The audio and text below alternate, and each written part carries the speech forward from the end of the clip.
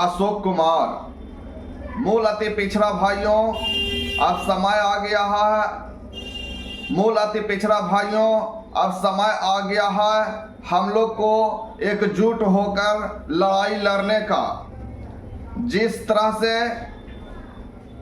जननायक कर्पूरी ठाकुर जी ने हम लोग को अति पिछड़ा बनाकर अधिकार दिया था, उस अधिकार में वर्तमान सरकार 2015 के संपन्न जातियों को शामिल कर हम लोग को अधिकार को कुचला जा रहा है तथा हम लोग को अधिकार को खाया जा रहा है।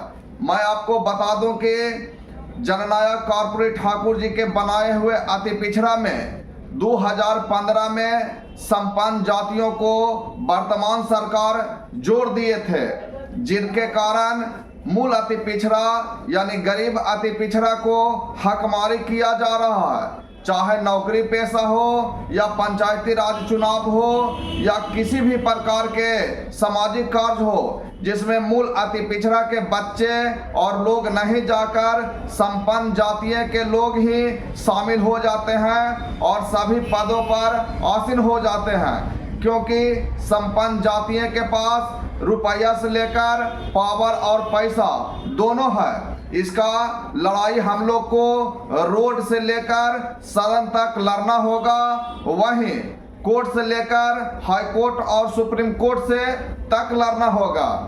इसका लड़ाई अति पिछड़ा के नेता प्रोफेसर रामबल्ली सिंह चंद्रवंशी जी 2015 से लड़ रहे हैं। उन्होंने रोड से लेकर सदन तक मूल अति पिछड़ा के लड़ाई लड़ रहे हैं और हम लोग को उनको हाथ को मजबूत करना होगा, तभी जाकर हम लोग के बच्चे, मूल अति पिछड़ा के बच्चे नौकरी पेशा में या पंचायती राज चुनाव में पद पर आसीन हो सकते हैं।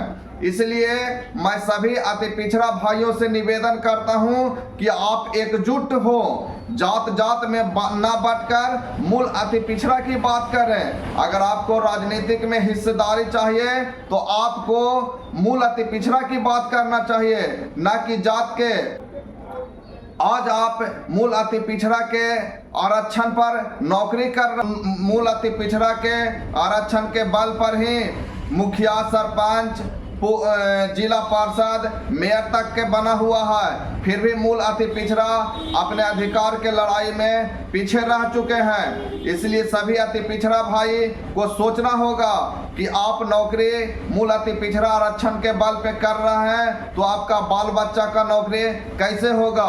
आप अगर मुखिया हैं तो आपके आने वाला पीढ़ी कैसे मुखिया बने, तो इसके सोचें। कहा कि 2015 में वर्तमान सरकार ने संपन्न जातियों को जोड़कर मूल अति पिछड़ा को हक का कुचलने का काम किया है। इसलिए मैं निवेदन करता हूं सभी मूल अति पिछड़ा भाइयों से कि आप एक हो और एक होकर मूल अति पिछड़ा में 2015 में शामिल किया संपन्न जातियों को निकालने में